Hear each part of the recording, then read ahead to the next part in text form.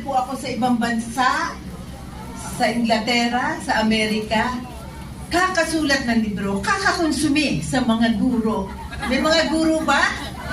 O, hindi kayo yon, hindi kayo yon.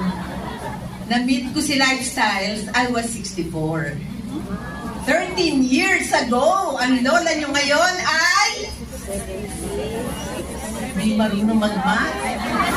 76 na ako. Yes or yes? Ang pangit-pangit ko nung makilala ko si Lifestyles, I look like a premature dinosaur. Ang isang mata ko luwa. Grabe, kasi ang aking toxic goiter ay matindi. Nagpapalpitate ang heart, ang aking likod, kinukuryente, tinatraction buwan-buwan sa National Orthopedic Hospital dahil sira yung number 4 and 5 ko na kung ano man yun.